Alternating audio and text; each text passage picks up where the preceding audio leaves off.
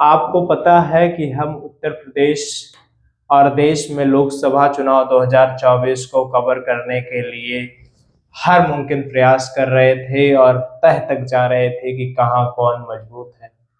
इसी सिलसिले में हम इस देश के प्रधानमंत्री नरेंद्र दामोदर दास मोदी की सीट बनारस भी गए थे कवर करने। माहौल कुछ इस तरह से था, बनारस में लगभग लगभग बीजेपी और नरेंद्र मोदी हार चुके थे। समीकरण और लोगों के ओपिनियन इस तरह से थे कि पूरी तरह से पक्ष मजबूत नहीं था। पक्ष के जीत की संभावना भी बहुत कम थी। हालांकि वहां से नरेंद्र मोदी चुनाव लड़ रहे थे, लेकिन फिर भी पक्ष जीतने में उतना सफल नहीं रहा। पहली बार जब नरेंद्र मोदी चुनाव लड़े थे तो लगभग वो अंतराल 3 लाख के करीब का था। दूसरी बार वो चुनाव लड़े तो वो अंतराल 1-1.5 लाख 2 लाख के आसपास आके सिमटा। इस बार नरेंद्र मोदी चुनाव लड़े तो सिर्फ अंतर 1 लाख का है, जबकि भारतीय जनता पार्टी के कई सिर्फ छोटे छोटे कार्यकर्ता जहां से चुनाव लड़े हैं, उनके चुनाव जीतने का अंतर 4 लाख के करीब का है। तो क्या माना जाए कि नरेंद्र मोदी लगभग लगभग बनारस हार गए? अब इसके पीछे का कारण क्या है? बनारस वो क्यों हार रहे थे? बनारस की जब गलियों में हम घूम रहे थे, बनारस के गांवों में हम जा रहे थे, बनारस के रोडों को और बनारस के विकास की स्थिति को देख रहे थे और बनारस को देख रहे थे, बनारस जैसी स्मार्ट सिटी को देख रहे थे, तो हमारा दिमाग भी हिल रहा था।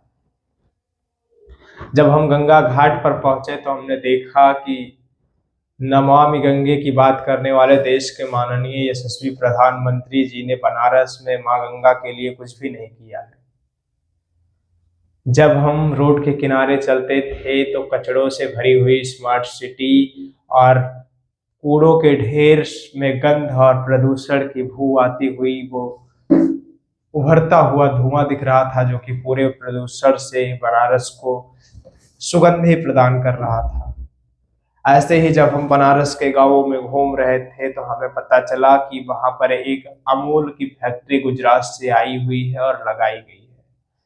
ये वही अमूल की फैक्ट्री थी जो गुजरात से आकर बनारस में लगाई गई थी, बनारस के किसानों से जमीन ली गई थी। उस पूरी फैक्ट्री का वेस्टेज मां गंगा में जाता है, गंगा मां को प्रदूषित करता है और उसी फैक्ट्री का धुआं पूरे बनारस में प्रदूषण फैलाता है। और उसी फैक्ट्री में लगने वाला दूध बनारस के लोगों का, बनारस के गरीब गौशालों का, बनारस के गरीब किसानों के घरों से दूध आता है। बनारस के आसपास के जिलों से जो दूध आता है वो उस फैक्ट्री में आता है और उसका पनीर, खोआ, मिठाई, रसगुल्ला, जो भी अमूल के प्रोडक्ट होते हैं वो बनते हैं। लेकिन जमीन दी बनारस वालों ने, प्रदूषण बनारस वाले खा रहे हैं, वेस्टेज गंगा जी में जा रहा है वो भी बनारस वालों को मिल रहा है। जब सारी चीजें बनारस वालों ने दी है और सब कुछ बनारस वालों का है, तो बनारस वालों को उस फैक्ट्री में रोजगार क्यों नहीं? ये उस समय मुझसे सवाल पूछा जा रहा था जब मैं बनारस की गलियों में घूम रहा था, बनारस के लोगों से मिल रहा था और मैंने सोचा था कि अगर भाजपा नेतृत्व का कोई भी मुझे वहां पर मिलेगा या कहीं भी मिलेगा तो मैं ये सवाल जरूर पूछूंगा। लेकिन आज तक ये मुमकिन नहीं हो पाया, भाजपा का नेतृत्व मुझे कभी नहीं मिला। तो हमने सोचा कि हम आप ही से पूछ लेते हैं कि क्या ऐसा होना चाहिए कि मतलब वेस्टेज हम खाए, धुआं हम खाए, प्रदूषण हम खाए, जमीन हमारी हो और फैक्ट्री में काम करने वाला कहीं और का व्यक्ति हो, रोजगार दूसरे को मिले। आपको बता दें, गुजरात से वहां पर लगभग 10,000 लोगों को रोजगार दिया गया है। गुजरात के लोगों को लाकर उस फैक्ट्री में स्थान दिया गया है, जबकि बनारस के जो लोग हैं वो उसके काबिल भी हैं, उसमें माहिर भी हैं और योग्य भी हैं, लेकिन उनको किसी भी प्रकार का रोजगार अमूल फैक्ट्री में नहीं दिया गया है। ये बनारस वासियों की शिकायत थी। हालांकि प्रधानमंत्री नरेंद्र मोदी चुनाव जीत गए हैं, अंतर बहुत कम था। लोकसभा चुनाव हारते हारते जीत गए हैं प्रधानमंत्री जी।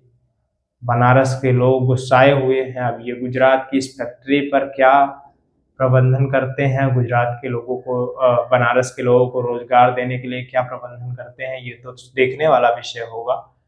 और इनका स्मार्ट सिटी कितना कारगर होता है ये भी देखने वाला विषय होगा। लेकिन आप इन तमाम अप्रत्याशाओं पर क्या समझते हैं, लोगों के ओपिनियन पर क्या समझते हैं? क्या बनारस प्रधानमंत्री मोदी हार गए थे, इनको जितवाया गया है?